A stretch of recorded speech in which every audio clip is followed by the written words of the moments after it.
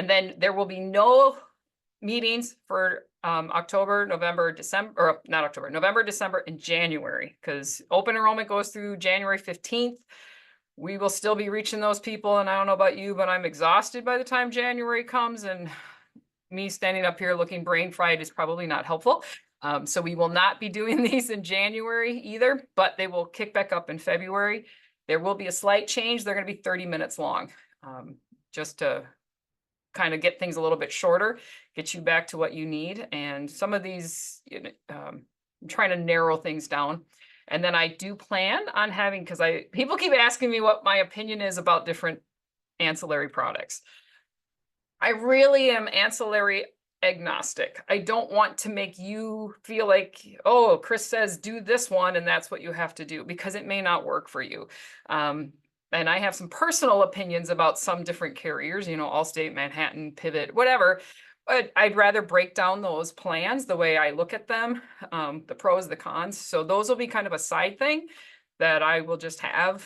Those will be quick videos where I will pull out their explanation of benefits, the things that they're talking about, and show you. And then you can make that decision. I know, just like our clients who want us to pick their plan for them, and I don't do it, I'm not going to pick your ancillary. I want you to use the one that makes the sense for you. I will say there's two of them, Allstate and United, that have almost everything in one thing. So if you need to just start with one company that has accident, has dental, has vision, has short, not disability, like life insurance, and has accident and critical illness, those two companies have pretty much all of that. So if you just need one for this open enrollment, go ahead and do that. And if you look on YouTube, Allstate is also a Health Sherpa portal. So you'll be able to actually show their insurance and then go into Allstate immediately and do the hospital critical illness accident policy that we kind of like, because it's a bundled. So those are right there in the YouTube section. All right, I wanted to show you, we're talking about reaching out to your clients now. I've been doing this since 2014 was our first open enrollment, right? 2013 was the first year. The end of 14 was the first kind of renewal open enrollment. And it's always tricky figuring out when you should be sending out documentation. When should you reach out to them? There were years that I sent it out and it was too early. I sent it in September and they were all like, ooh, that must mean you have the information now. And so they would set, you get those early people and they'd be sending me their documents and then going, all right, what's happening? What's happening? What's happening? How come you haven't sent me anything? And it's like, I don't have anything. So then I'm like, all right, we sent it too early that year. So then the next year we'd send it out later in October. Well, then you got the people going, well, I guess you're not contacting me. And they're like trying to do stuff themselves. So every year it is a little bit of a struggle, but if you are reaching to your people every year throughout the year, then they're going to wait for you. If you don't touch your people except open enrollment, they are going to be more likely to be tricked or go somewhere else because it is top of mind. So we send out birthday cards. We've talked about this before. We send out birthday cards. We send out thank you for your business cards to every brand new person about a month afterwards. We send out in January, thank you for staying with us. So we're reaching them out if we've got something interesting. In fact, we have an open house next week. We're trying to touch them 3 or 4 times a year. You can use something like send out cards. If you're interested in that, I can send you somebody. She does send out cards where it'll just automatically send it on, coffee day. And so your clients get a postcard with a cup of coffee saying, hey, happy coffee day. Something that just makes you stand out. But now we're in open enrollment. So now all of our touches to them, except for our open house, is about what we need from them. Typically, we would have waited to the last week of September, first week of October, but it's a political year. So the earlier, the better, because they're just getting anxious. It's talking about health insurance. You got one person saying, I'm going to end it. Another person, saying, oh, no, you're not. And there's all this misinformation and it's in their head. So this year, I think you need to do it in September or very first part of October. Reaching out. Don't think too hard about it. start overstressing like, oh, it needs to be perfect. This is a perfect way to reach out to them. Just pull up your camera and get a post that's less than a minute that says, I know you're hearing about all the political changes that may or may not be happening, but I've got you. Nothing's changing for 2025. You don't have to worry about any of that stuff. I'm still here to help you educate and pick the best plan. Boom, done. 60 seconds. Post it on Instagram, post it on your Facebook. If you have a YouTube, put it there. Text blast it to everybody. It doesn't have to be complicated. Your consumers want to know that you know what's happening and that they don't have to stress about it. If they don't know that you're being proactive, that you're thinking about this, that you're looking into stuff, they're going to start worrying. But if they go, oh, my agent has it, whew, all right, instant relief. So I'm going to show you Sam, who's on here, my assistant, who's now turned to agent. So she worked with it. What? How many years were you assistant? I can't remember. 4, something like that.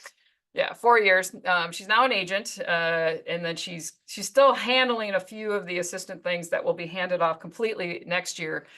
But what we worked up was letters. We keep track. So this is something, as especially if you're new, keep track of how people want to be contacted. Text message, email, mailing. Because you have people that if you text them are going to hit stop. Okay. You have people with email, they're never going to open it. And then you have those who do want to be mailed. It's harder to ignore something in the mail. Believe it or not, postcards still work.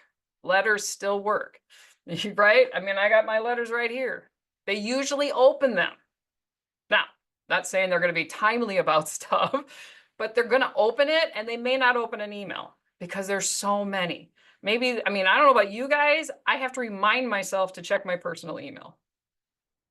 Like, ooh, it's been a couple weeks. And it's important because that's where like my kids' school stuff gets sent. And I'm like, oh yeah, I haven't looked at my personal emails for a while. So, you know, find out how your clients want and then keep that in your CRM. So in our CRM, we've got a couple buttons that say how they prefer. So then, Sam, if you want to talk about what you did, how you sorted them. Oh my God. Okay. Well, I start preparing for open enrollment in June. So that encompasses cleaning up our CRM to make sure that everybody's incomes are listed correctly, that we have them up to date if they've changed them throughout the year, making sure that people are marked correctly as to how they want their information sent to them, things like that.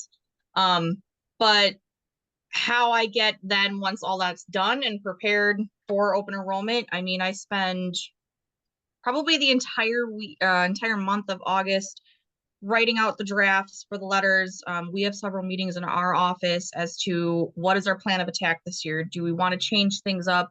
Especially as your clientele is growing, you want to change. You want to adapt to their needs, plus the needs of what are the regulations that CMS is coming out with, how are, plans getting changed this year, things like that. So since I've been here, I don't think we've done it the same every year. Every year there's something that's the same, but we've changed something every year. We've updated it to adapt to our growth and also our clientele. I mean, when I first started, it was very much the hands-on, need to be here, need that handwritten letter kind of thing. And now we're getting closer to the people that are like, I'm good with a text, I'm good with an email. They're much more tech savvy. So ours go out in letter form, email form, text form. The texting has gotten a lot easier when it comes to the fact that we use Form Doctor, because then I can just text a simple link. This is the link you need for all the information you need for open enrollment, takes them to Form Doctor, pulls up the letter that is directed towards them. So we have, I think I did 8 or 9 different letters because they're adapted to what that person's needs are. So for number 1 for us, it was they are either 64 or their spouse is going to be going into Medicare into 2025. And so in our office, we do transitioning to Medicare seminars where we're trying to encourage people, go to that. go to them. We have our own Medicare department. I know some of you do both Medicare and under 65. Our department, we just do under 65 insurance. And every single year we have to combat the fact that these 64-year-olds want to come in and they don't care about their marketplace anymore. They want to know about Medicare. They're transitioning and they're like, they're freaking out about it and I can't help you. I'm sorry. So when you have only 6 weeks, you want to try to get the people that don't need to come in and meet. You want to get them to not make that appointment and book up that space. So that was probably our number one letter that was really important to get out, was to encourage them, go to the Transitioning to Medicare seminar. If you really still need to meet with us, then meet with us. But we send out what we call our income documents. And I know Chris has shown it before, and it's just, what is your income expected for 2025? We're going to get that information back. You send it to us. When those plan options and rates come out, we then look at them and then we send you the options that we think are going to fit best based on the information you send us. So other letters that we did were directed for people that are low income. So if they're traditionally low income and they've been with us for 5-6 years and every single year they're in the CSRs, you probably don't need to come in for a meeting. You're probably still only going to make $25,000 for the year, maybe 30,000.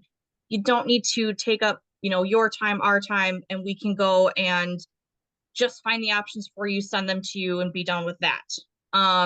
Then there was ones for people that they might be comfortable self-renewing. So Health Sherpa has the link that we send out every year to the clients in mass, just saying, hey, at least click the link and just click through and make sure your information is there. Is your address still the same? Your phone number, your email address? Is there anybody that needs to be added or removed? And then that income. They don't have to enroll themselves. Everybody, if you have Health Sherpa, you get the notifications that somebody's done something. I say to the clients, just shoot me a text or an email saying, hey, I went through my application. Can you double check it? And then let's talk plans. And then I can do everything via email with them of talking those plans out. When we send out the income documents for those that aren't probably going to do the self-renewal, we also send out, and Chris is showing you right now, the attestations. So every year they're going to get these attestations, read through them. They're the exact same things that are on the end of the application. Agreeing, disagreeing with things. And if anybody comes back as saying, I don't agree, then we'll ask them, do you not understand what this means? Do we need to talk about this again? When we run through their application, we obviously honor whatever their selection is. We explain if they disagree with that attestation, what effect that's going to have, things like that. So, the process is very drawn out. It's very catered to what your clientele is and what they need and what their needs are. Over the last 4.5 years that I've been doing this, it's just getting more and more catered every year, depending on how many clients we have in what area of things. So, our number one carrier this year, we're catering very much to that demographic because the specific plan that they've been in has been there for 3 years. They've been in it for 3 years. They're probably still going to be in it for another 3 years because that plan isn't going anywhere. It's still going to be the best plan that's available in our area. We just know that because things are pretty consistent for us. So, that's really how we kind of do it and what we all, how we cater those letters to them. But yeah, the 64-year-olds, that's a really, really big one. And the low income people is another really big one to hit, especially if you've got a lot of those, to just say, hey, you don't need to, waste time in your day to come meet with me. I will then have availability to work with the clients that really do need me or to bring on new people. We can do this all electronically and it works out really well. Usually the first year is the most difficult because people want to come back in. They want to see you. They want to talk to you. They think they need to, right? It's usually years 2 and 3 that people are like, they've got this. I know they're going to reach out to me. I know they're going to provide me options. I know they're going to make sure I'm taken care of. And then of course there's actually getting through the whole system, getting them re-enrolled, confirming with them what their enrollment is, sending them their plan information, confirming, their attestations, things like that. We also keep record, part of the open enrollment cleanup is keeping record of, do we have updated intake information from them? Do we have their CMS consent form on file? Because sometimes people will have enrolled themselves, and so we don't have that. But then they'll contact us later and, well, now we need that because now you're asking us to touch your application and update it and whatnot. So we keep track of that as well and make sure that we're getting that information too. So we kind of just make sure that we're following all those rules and regulations and getting all the information that we need. I'm actually going to be working on the spreadsheet this week, which tracks all of that information of all of our clients, every single one of them, which also then tracks people that are going from a short-term plan to, now marketplace for this coming year. So it's very tedious, but it pays off in the end. It keeps everything on track and organized and possible to get done in 6 weeks. And one of the things I want you to think of, when I first did this, we had 100 clients. So of course we catered to everybody. I mean, 100 people. What to do? I had 150, and then we had 150 come in, and then the next year it went from 150 to 300. All right, it was getting a little hard.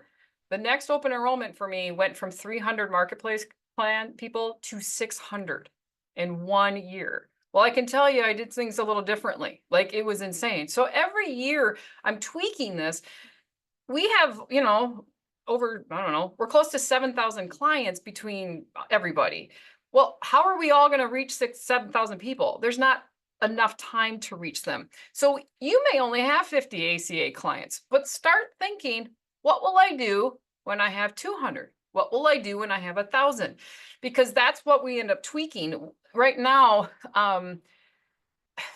Part of the problem is everybody wants to see us, and we're like, yay, we like to see you too. Please don't come in. The biggest group that I would say wastes our time, but doesn't waste our time, but that we don't need to see, as Sam said, is those turning 65. I would say 98% of the people turning 65 came in to see me to ask me what happens when I go on Medicare. Not income, not what happens. And I go, we end the marketplace and your Medicare starts. And they go, oh, okay. And that was it. They just wasted 30 minutes of my time that I could have been helping a new client who doesn't know how this works, or maybe a current client who's sick. So we just recently sent out a mass text message to everybody that said, open enrollment's coming.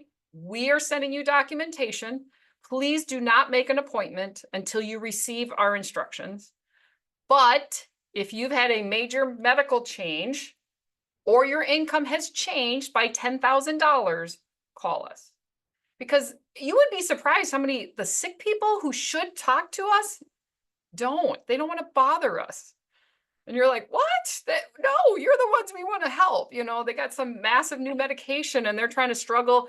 They're trying to figure it themselves. So we sent that out, and yep, sure enough, there was a couple that called immediately. I mean, some major sicknesses happened throughout the year, and I want to make them come in so that we can see. And so we got those on. Those really should be priority one. And then the people whose income has changed by $10,000 yay or either way, that's going to affect the cost. And that might change what plan they go into. Maybe they've never been in a CSR, so now we're putting them in a CSR, and I don't want them to just auto-renew for the bronze or, take that bronze plan. So that's what we did this year. Big change is we drew a hard line in the sand. You have to give us your documentation by a certain date. Otherwise, you're going to wait till February to get your renewal. If we don't have your documentation, and we just picked the first week in December, if we don't have it by then, we will take your document and we will do the renewal stuff. We'll update it for February. And the reason I did that is because last year we didn't enjoy Christmas because we were working so hard right up to the day trying to get these people that were last minute. And I'm like, that's not fair to me. It's not fair to my family. And it's absolutely not fair to my staff. So, I mean, Sam is the one who wrote the letters, and then I looked at them, and I actually made it a little more harsh because I'm like, no, I don't want them to think that, oh, well, they'll be nice. I'm not saying we won't, right? There might be somebody that comes in on the 17th and I'm like, screw you. If I have time, of course I'm going to do it for them. And I have said to the staff and the front desk, if somebody communicates with us, I can't give you the information because I'm meeting my financial advisor on, December 10th. Okay, they've communicated, right? They've reached out. I will make that exception. I've also said the agents are allowed to make any exception that they want, but the front desk can't make that decision. Partly because we have a front desk person that customer service is all she wants to do, and she really hates to say no, which is fine. It's exactly what I want. That is her job. But No exceptions on her side. The agent's the only one who's allowed to make an exception because it's our personal lives that get affected. And I'm just not dealing with that. And that might encourage some people, you know, we'll say, thank you, we got this December 20th. You can either let it auto renew and we'll change it for February, or you can go in and try, you know. So that's us. You don't have to do that, but eventually there's 3,000, we have over 3,000 individual marketplace people. There's only 4 agents. It's not physically possible to reach that. So really start thinking about it. So I'm going to share this again, just to kind of show you one of the things that I was thinking in the back of my head. And I've talked to a couple people at NABIB and HAFA to see if they think that I'm doing anything that I shouldn't. So this is our open enrollment notice. Here's my form doctor I was showing you. We've got lots. So we have 2025 over 40,000. We have 2025 under 40K. We've got open enrollment notice. We've got all different kinds of things. This is just our form doctor. And, you know, we sorted things out by, we've got Medicare people doing stuff, but we sorted things out by 2025. And we can send that to them. They've already gotten them. We sent out emails last week. Letters went out beforehand. And if somebody's like, I didn't get it, we can easily text it to them. But the OEE packet that I pulled up. So here's the open enrollment notice. Please review by December 6th. We can switch your plan up to December 31st. If you're not satisfied, we can send alternatives, you know, stuff like that. That's just our notice. There's our consent and review form. Technically, it says that you only need this once, but then it also says you have to have consent to do anything. So you know what? Just get it. Just get the consent form every year. It's not going to hurt. You know, just do it. Here's our income document that we put electronically versus the paper one. Either one is fine. They can keep adding. But here's the list of their options that they can just type in. Additional information. And then this part is what I want to show you. Next step, we'll update your 2025 application using the above information. If you liked your plan for 2024, it's still available and the rate has not gone up more than $30, would you like your agent to renew your plan? We're giving them permission to just let us do it for them, and they're giving us permission to do it. Yes, I give Next Step permission to renew my health plan with the above information. That right there, I think will save us money and time and energy. Then we have the marketplace attestations, right? They have to do this every single year. Now, if they self-renew, they click that renewal link that you send them and they do it, awesome. They just did it. But if you're doing it for them, you need to have proof that you have these attestations. And you have to do it every year. I thought that was a little ironic on the government's part. We only had to get consent once in a lifetime. We had to get this every year. But this is, you know, proof that they read it, they understand it, that you've explained it the first time. If you start prepping your people during your first appointment with them, the first enrollment, you know, not like when they're just shopping plans, but when they come in and they sign up with you and you say, an open enrollment's going to be a breeze. I've already gotten all your information. In theory, you've already layered them. You already got them well protected. You're going to say, all we need to do is get your new income for the next year. And you can enroll. I mean, our screen is showing them exactly what the application looks like on Sherpa. Say, hey, all you have to do is click it. Your information's already there. You don't have to do anything. You don't have to change anything. Oh, your address changed. It's amazing how many people do not tell us their address changed, right? So, which always shocks me. So all you have to do is go in there, make sure everything's correct. If you're overwhelmed with the insurance choices, I'm happy to do that. That will take me 5 minutes. But if you just do the application and then reach out saying, I did it, I need help, great. Because they did the hard part for you. You should know all the options in your area. I mean, I'm telling you, this is the best open enrollment. We do not take appointments on November 1st. The marketplace crashes all the time. We just don't. But that gives us a chance to start putting these people in. But as soon as those options are out, man, we're digging them. I'm looking at all 134 options. There'll be less this year. Well, maybe not because there's some other carrier things, but we're looking at them. And so then we're eliminating, like, this is a pointless one. Why would I ever do this? It's a gold plan that has a 9,000 out of pocket and is 10 times more than, why would I do this, right? So I can eliminate things. So if your clients go, no, I trust you, you're going to help me go to the right plan. Great. Hey, great. Just do the application. One of the things you can reach out to people right now, and this will let them know that you're paying attention. I'm going to share the screen with you, but I'm also going to put the link in the chat. This is the percentage changes that have happened. So this is Wisconsin. You can click any, I mean, everybody's in here, but you want to put your state, Florida, because I know we got a lot of Florida people. So there's all the carriers in Florida. Now, if you have a new carrier, it's not going to show up here, but your current carriers have already submitted their plans, submitted the rates. CMS goes, here's the average cost rate increase or decrease across the state. Now, your county, so the example, Aetna here, Aetna in the Florida Corp, 14.7% increase. That's huge. But your county may only be 10%. A different county might be 17. Another county may be negative. That's their average across the state or the area that they're covering. So AmeriHealth, I don't know who that is, but hey, they went down 1.2%. If you live in an area that they've maybe been a little more expensive, but you've never been contracted, this is your year to get contracted. So this is a way to reach out people too. My state has been pretty stable. We have the same people every year, the same carriers. So this group right here, Common Ground Healthcare, probably the #1 East Coast one. They cover Aurora. They've been here since 2013. They are pretty stable. Well, they're only going up 6%. So I can go to the people in a certain county going, hey, your plan is probably not going to change much because they're in the same county where this one went up 11%. This one right here, Security Health, 13%. There is only one other carrier where Security Health is up north. This one, only went up 2.4%.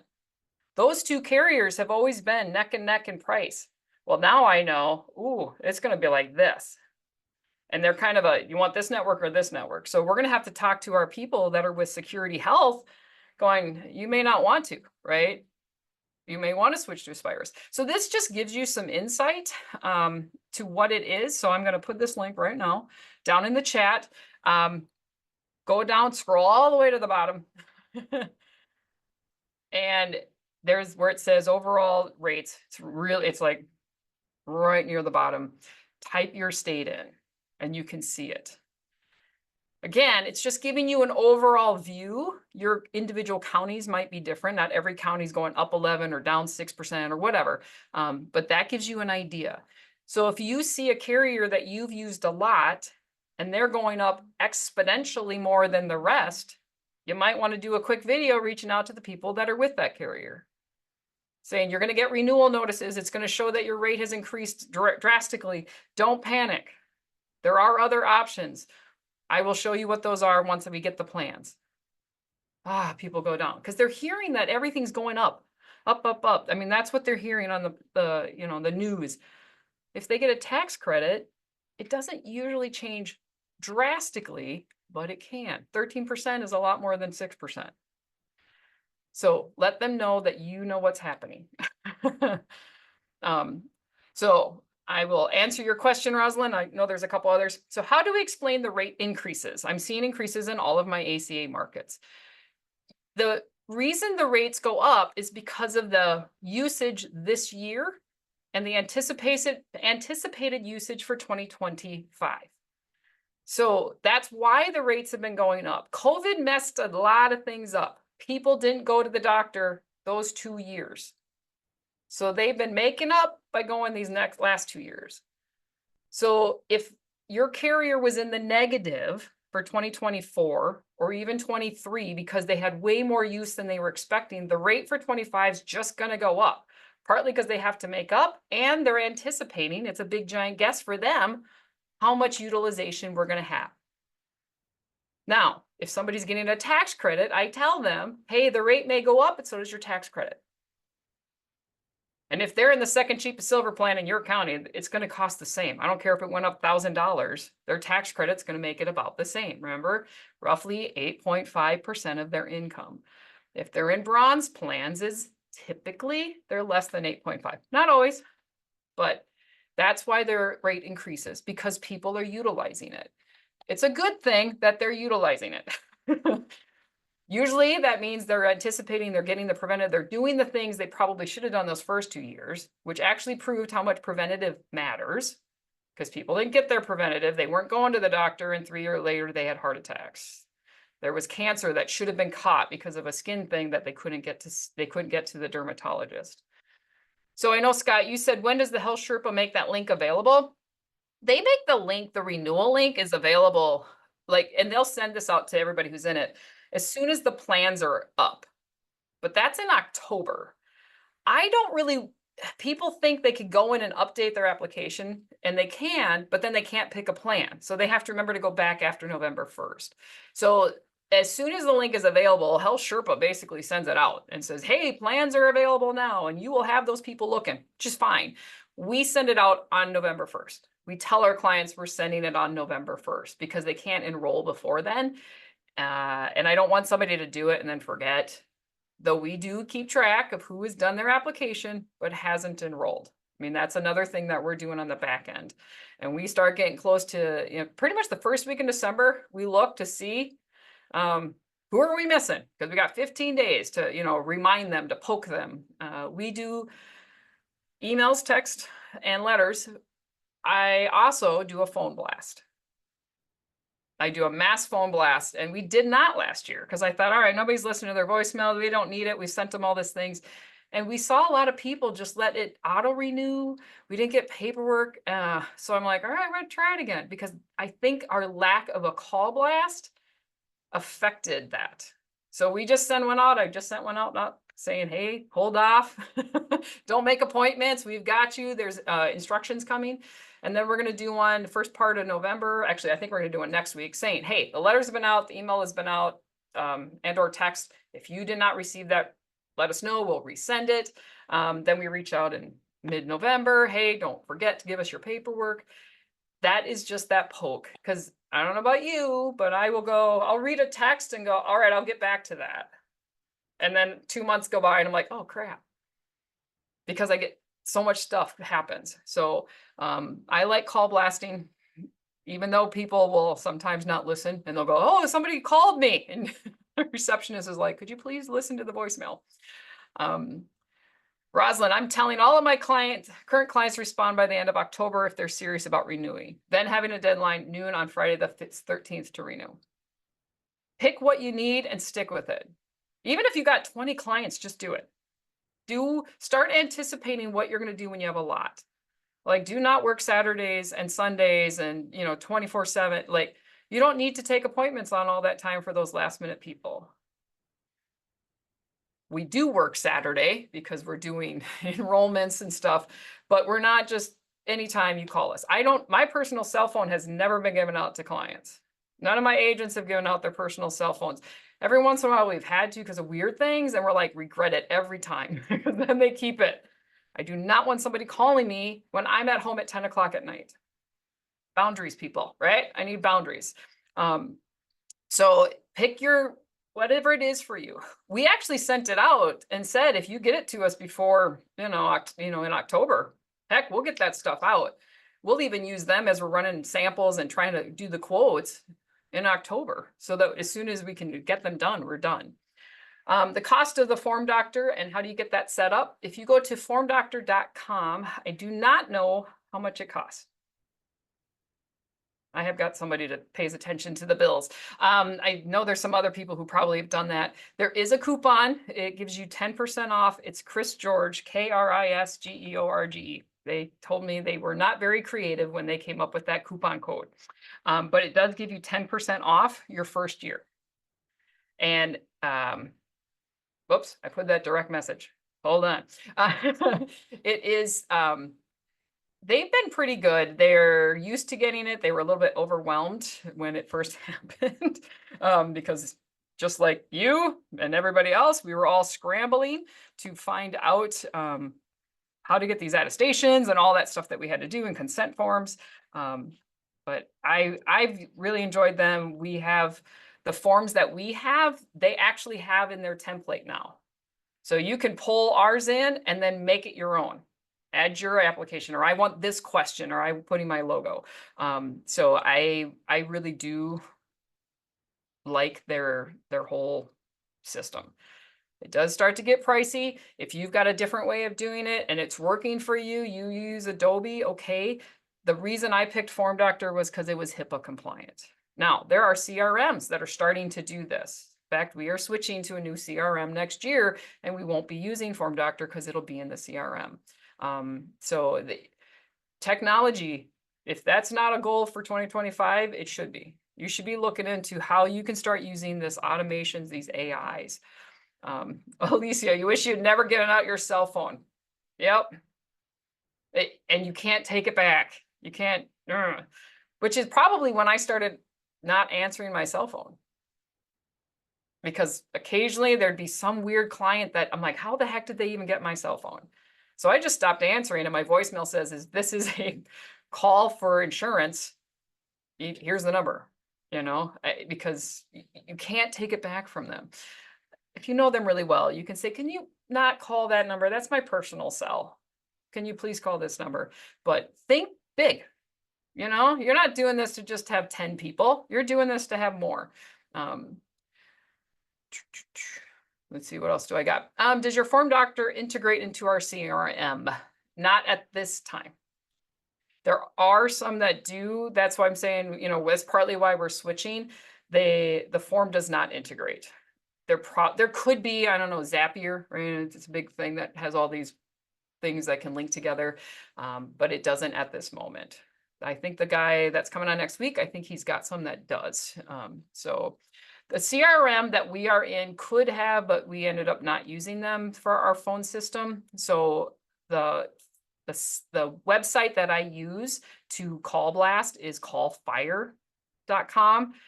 I just put all the cell phone numbers in there, and you can have it, you set up the recording, and then you can say, press 8 to get off, or press 8 to be directly, call the client, the office. You can kind of set that up. You can set how many they go out. So I let my receptionist know it's going, but I only let it go out in batches of 20 calls at a time, and then wait, and then 20, because, and then you can set it up to, if it's just a voicemail, it'll be this. If it's a live, it'll be this, message. So CallFire, again, I can't remember how much it is. It's not much. And it really is nice to just be able to do one voicemail and send it out.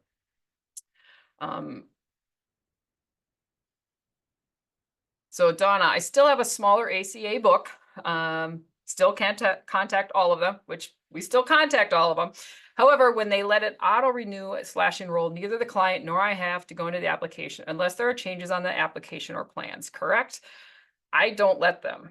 I mean, I don't stop them, but I encourage them not to do that, because every plan changes, because the tax credit changes.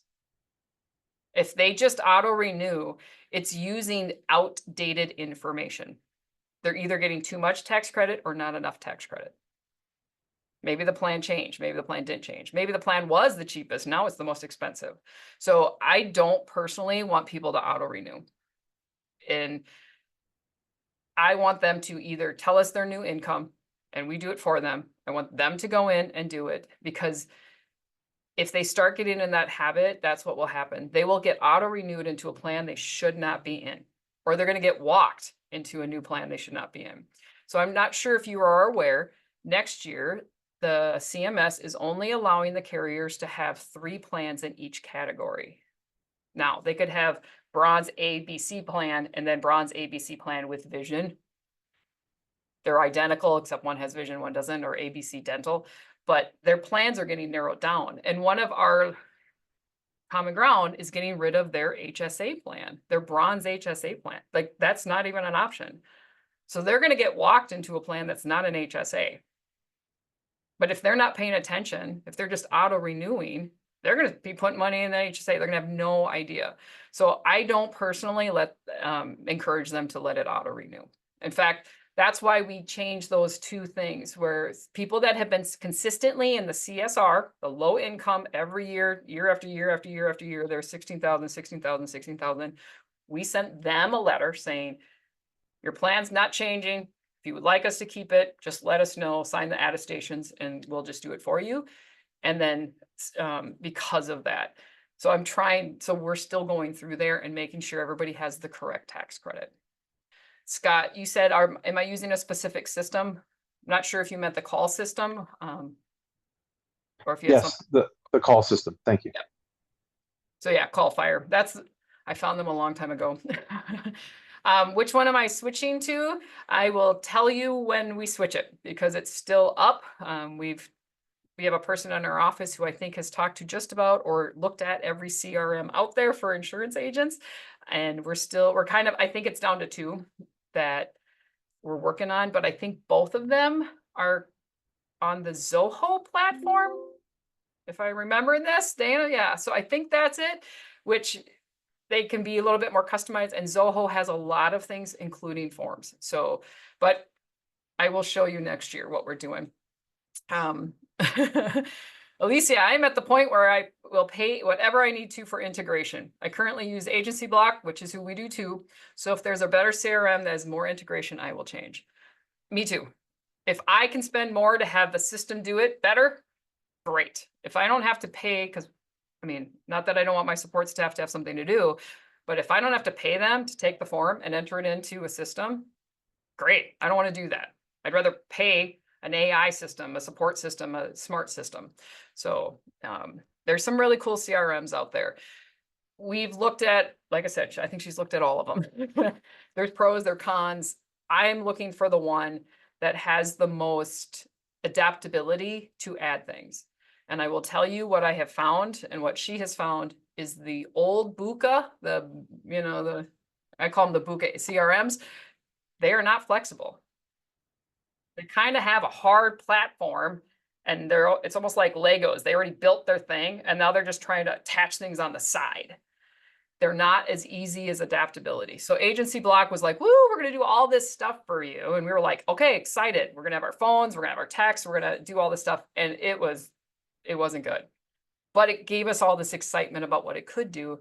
But they're trying to piecemeal in this stuff into their already existing. So the new CRMs, while they may be smaller, they're a lot more adaptable. They're a lot more flexible. And you can say to the programmer, I would really like it to do ABC. And they're like, all right, I can do that. Because they're not having to take something that already exists, they can add it.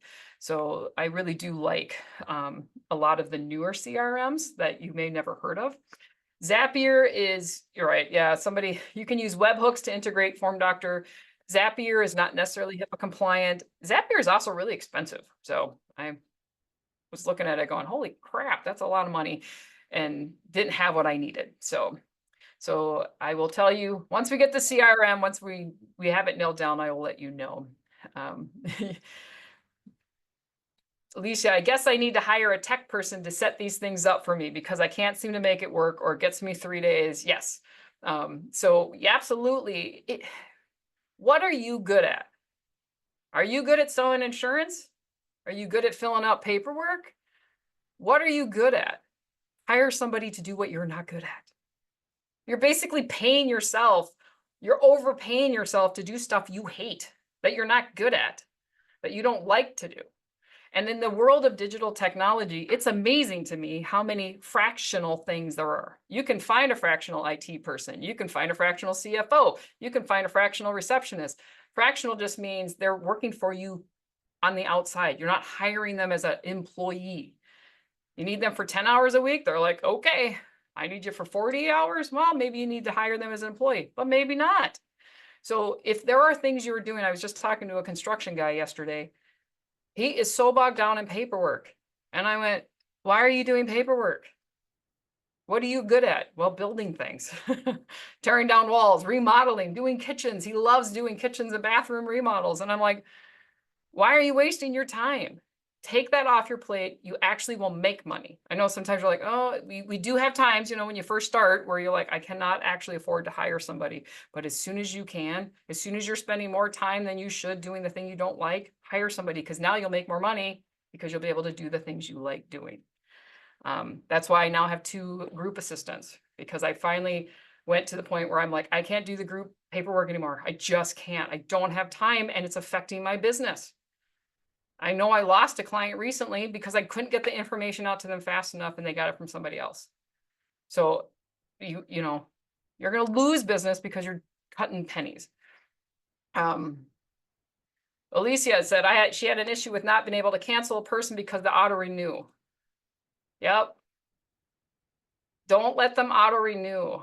The system, I mean, the system's going to do it. On December 16th at 12:01 a.m., everybody who did not go in and do it, it's automatically going to renew. Now, I'm going to let them do it if they were late getting me their paperwork.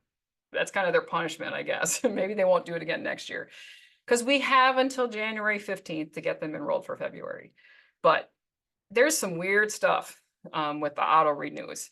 And if they have a $0 plan and they go on Medicare, they go on, it takes 3 months before the marketplace notices they're on Medicare. And it does not backdate it. It terms then, and then they have 3 months they have to pay, or they got a job and they didn't even know because it wasn't costing them anything. There's quite a few things out there you can see. Oh yeah, Agent CRM. So Agent CRM, that's got some HIPAA compliant forms, capabilities. There's a lot of CRMs out there, and there's certain forms, there's certain CRMs you need when you just start. Redtail is $100 and you can have like 100 people on it. Okay, that's an affordable CRM. But once you start having more, all right, you're going to have to switch. And there's Marshall. Yeah, we have recently developed a custom CRM specifically for ACA agents. Woo woo, right? No more Medicare CRM that's been adjusted for ACA. I'm like, hello. So he's happy to chat. They've got all kinds of stuff, though. There is more and more smart new CRMs coming out. Yep. Matt is happy to chat with anybody, and he's going to be chatting next week. So he's going to be talking about his stuff because, like I said, the new ones that are coming out, there's so much amazing technology out there. Do we use the phone for agency block? We don't. We tried, and we just ran into so much issues. So we have used Intulse. We actually went to Intulse voice over IP because Intulse is capable of interacting with Zoho and lots of CRMs. Now, we pick a CRM that has a good voice over IP built in. We'll get rid of Intulse and move over. That's not an issue, but that's why we went with that one. So, and yeah, if you hate paperwork, tech talk, all that, yeah, just hand that off to people as soon as you can. The relief that you will feel when you get to hand it off. In fact, Sam, didn't you just say, knowing you get to hand off stuff to Nicole, you're like, whew, now I can be an agent. I felt that way when I handed stuff off to Sam. I didn't even know what I was going to hand off because I was so like, I'm like, just tell me what you can take off my plate. And she was taking stuff off. And I was like, oh, you're not efficient doing the things you don't like. So absolutely. So Donna, could you just run over, please, a verbal list, start to finish, of the forms and tasks you will do for new and renewing clients in the order you do it, like a checklist, so to speak. I'd have to think about that, and that'll probably be what I will do October 17th. But we will renew people. We will enter their information in and select the plan for them. We will enter the information in and send them their options, whichever they want. If they give me permission, they're like, here's my income and we're giving you permission to renew and, review this application, but I want to see my options. Okay, we'll do that. So that's renewal people, or like I said, the ones that click, please auto renew us. We're giving you permission to do that. We like our plan. It doesn't change. That's what we're doing for renewal people. We are going to start saying to people in our meetings that we're not going to have a face-to-face renewal meeting with you unless you've had a major medical change in your life or your income has changed, and I just picked 10,000, maybe we'll end up saying 20,000. But we're going to start prepping all of our new people. They're getting that so that they're not anticipating that they get to come in. But I don't want to like, you cannot come in under all circumstances, but kind of getting them ready that they don't need to. So use your AI to say, how can I say this that makes it sound as a positive? Right? You don't want to go, I don't want to talk to you, so please don't make an appointment. Well, then that's not very personable. But if you're like, I don't want to waste your time. You saw me, this is quick and easy. All you need to do is give me this and I can give you this. So it's what I really like. So I will go over some of the other stuff. New clients, we do everything for them. So the first appointment is discussing how the marketplace works, how the tax credit works, how their income is related, showing them their plans. We look at their drugs, so the first one, we kind of do everything for them, but it's the renewals that we need to get that closer. So I will talk more about that on the 17th. Just hearing me say that you don't have to do it made your shoulders relax and you haven't even done anything yet. Yes, you can just get that off. Well, it's in Tulse, the question, that is how you spell it. So yes, in Tulse. We have our main number. We got to keep the main number. And everybody has an extension and we didn't have to pay for an individual number for them. So that was also really nice. It's worked really well. And the nice thing that I like about it versus agency block would not let us text somebody if they weren't in our CRM. So when the carpenter who's swinging by because of our remodel says, yeah, just text me what time the doors are open, I couldn't text them what time the doors were open unless I put their name and put them in agency block. And I'm like, oh, that's ridiculous. So with Intulse, I could do whatever I wanted to. So Elisa, you don't do any in person. See, we do all of ours in person, but not all. We do have people on the other side of the state, but you do what works for you. What is it that speaks to you? I got a P&C agent. He never meets anybody in any office. He goes to them. And now he's P&C. He's got more time, but he's like, I need to see your property. Wait, there's 4 ATVs. How come that's not on your current health or your current insurance policy? And they're like, oh, well, then the agent never asked. Everybody's got their different way of doing it. So find what works for you, what makes you go, this is me. This is what it is, and just be good. Be ethical. Don't be one of those weird people that are doing things they should not be doing. Well, thank you. That was all I had to say. More advice and just kind of showing you what we've done. Any last minute questions? Hey, yes, this is Donna. Hey, Donna.